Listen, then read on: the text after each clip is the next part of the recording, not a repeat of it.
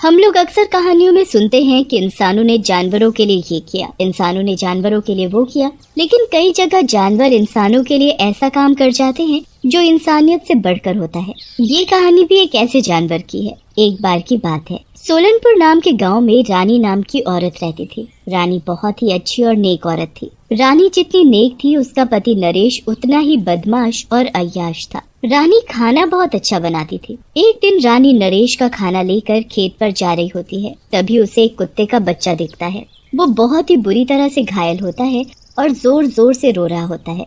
रानी उसके पास जाती है और उसे उठा लेती है। हे भगवान, इस छोटे से कुत्ते के बच्चे को कितनी बुरी तरह से मारा है, कितना डर रहा है ये। जैसे ही रानी उस कुत्ते के बच्चे को अपने हाथों में लेती है, वो रोना बंद कर देता है। ये देखकर रानी खुश हो जाती है और उसे जमीन पर रख देती है और उसे नरेश के खाने में से रोटी निकाल कर खाने को देती है। कुत्ता भी भूखा होने की वजह से रोटी खाने लगता है। ये देखकर रानी खुश हो जाती है और वहाँ से जाने लगती है, लेकिन कुत्ता रानी के पैरों से लिपट जाता है। लगता है कि अब मेरे साथ ही जाएगा, चल मेरे साथ। रानी फिर रोटी लेकर नरेश के पास खेतों में जाती है। कुत्ते का बच्चा भी उसके पीछे पीछे वहाँ चला जाता है। रानी नरेश को रास्ते की सारी बात बताती है, जिसे सुनकर नरेश को गुस्सा आ जाता है और वो रानी को डांटते हुए बोलता है, इस कचरे को मेरे घर में मत लाना बिल्कुल, मुझे कुत्ते नहीं पसंद है और ऊपर से मेरे हिस्से की रोटी भी उसे दे दी।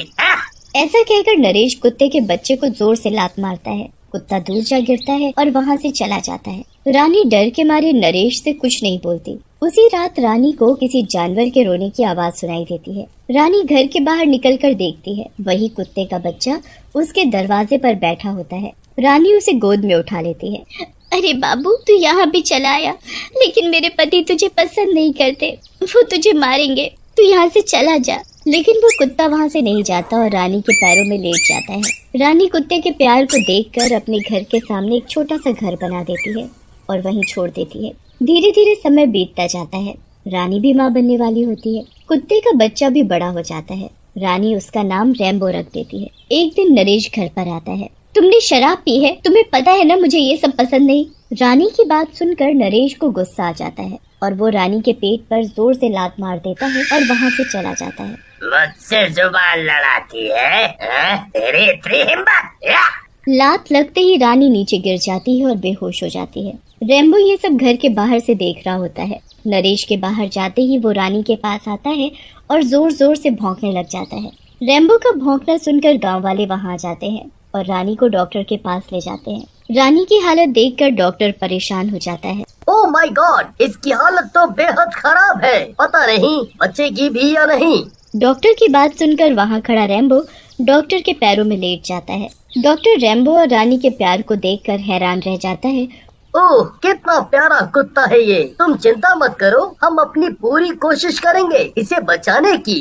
फिर डॉक्टर रानी को लेकर ऑपरेशन थिएटर में चले जाते हैं। ऑपरेशन के बाद डॉक्टर कमरे से बाहर निकलते हैं और गांव वाले, जिसका नाम हरी होता है, उससे बोलते हैं, सॉरी हरी, हम केवल बच्चे को ही बचा पाए। इसकी माँ ज्यादा खून बहने की वजह से मर गई, लेकिन इसका पति नहीं दिख रहा। क्या बताएं डॉक्टर साहब, इसका पति तो एक नंबर का निकम्मा है, निकम्मा। दारू पी कर पड़ा होगा कहीं। वैसे भी कई दिनों से हमने उसे देखा नहीं है। फिर हरी, रैम्बो और बाकी के गांव वाले बच्चे और रानी की लाश को लेकर गांव आ जाते हैं। उधर गांव वालों के बहुत ढूंढने के बाद भी नरेश कहीं नहीं मिलता। सरपंच हरी से बोलते हैं, हरी बेटा, अब शाम होने वाली है, हम लोगों को रानी बेटी का अंतिम संस्कार कर देना चाहिए। लेकिन सरपंच जी, कौन करेगा रानी का अंतिम संस्कार? वो शराबी नरेश तो है नहीं यहाँ। तभी वहाँ रैम्बो आता है। उसने अपने मुंह में एक जलती हुई लकड़ी पकड़कर रखी होती है। ये देखकर सरपंच और गांव वाले हैरान रह जाते हैं और फैसला करते हैं कि रैम्बो ही रानी का अंतिम संस्कार करेगा। फिर रैम्बो रानी की चिता को आग लगा देता है। रानी बहन, क्या किस्मत लेकर आई है। जब तक जिंदा थी नरेश ने परेशान किया और मरने के बाद ये कुत्ता उनका अंतिम संस्कार कर रहा है। फिर गांव वाले वहां से चले जाते हैं, लेकिन रैम्बो वहीं रानी की जलती हुई लाश के पास बैठा रहता है। रात हो जाती है। तभी रानी के चिता में से रानी की आत्मा बाहर आती है। रेम्बो उसे देखकर खुशी के मारे जोर जोर से भौंकने लगता है। आत्मा रेम्बो के पास जाती है और बोलती है, मेरे बच्चे रेम्बो, तू जानवर होकर भी इंसान से महान है, लेकिन तुझे मेरे बच्चे का भी ध्यान रखना है। वो नरेश मेरी तरह उसको भी मार सकता है। जा तू और मेरे दूसरे बेटे का ध्यान रख। ऐसा कहकर रानी की आत्मा वहाँ से गायब हो जाती है। उधर कई दिन बीत जाने के बाद नरेश वापस गाँव आता है। उसके साथ एक औरत होती है जिसका नाम कामिनी होता है। नरेश घर के अंदर जैसे ही घुसता है, वहाँ हरी और रेम्बो उसके बेटे के साथ बैठे होते हैं। नरेश को देखकर रेम्बो जोर जोर से भौंकने लगता है। ये कुत्ता यहाँ अंदर क्या कर रहा है? मैं कुछ दिन घर पर नहीं था तो ये कुत्ता घर के अंदर ही आ गया। हरी नरेश से बोलता है, ये सब क्या है नरेश? तुम्हें पता है ना, रानी मर गई है और ये तुम्हारा बच्चा है। कहाँ थे तुम अब तक? हरी की बात सुनकर नरेश हंसने लगता है और बोलता है,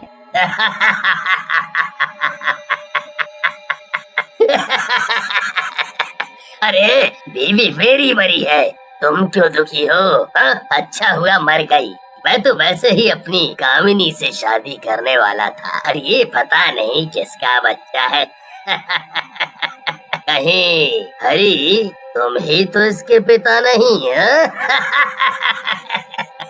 वैसे भी तुमने शादी तो की नहीं है। कितना गंदे आदमी हो तुम नरेश, अपने बेटे को ही नहीं पहचान रहे हो। अरे शर्म आनी चाहिए, मेरा बस चले तो तुम्हारा मुंह तोड़ दूं।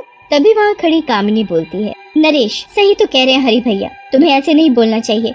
ये तुम्हारा ही बेटा है और अब हम दोनों इसे पालेंगे। कामिनी की बात सुनकर नरेश गुस्से में वहाँ से चला जाता है। भैया आप चिंता न करें, रानी के बाद मैं ही इस बच्चे की माँ हूँ। मैं इसे अपनी जान से भी ज्यादा प्यार दूंगी। लाओ आप इसे मुझे दे दो। फिर कामिनी के कहने पर हरी बच्चे को कामिनी को दे देता है और वहाँ से चला जाता है। कामिनी बच्चे के साथ नरेश के पास जाती है। कामिनी, ये तुमने क्या किया? इस बच्चे को अपने गले बांध लिया। अरे मेरे गोबर गणेश, तुम भी ना बिल्कुल भोले हो। अगर आज तुम कुछ करते तो गांव वालों को तुम पर शक हो जाता और गांव वाले हम दोनों को जिंदा नहीं छोड़ते। मार देंगे इसको भी, लेकिन मौका तो आने दो। फिर कामिनी और नरेश बच्चे को पालने लगते हैं। रेम्बो भी नरेश के घर के बाहर बैठकर हमेशा कामिनी और नरेश की हरकतों पर नजर रखने लग जाता है। एक रात नरेश और कामिनी बच्चे को मारने की योजना बनाते हैं।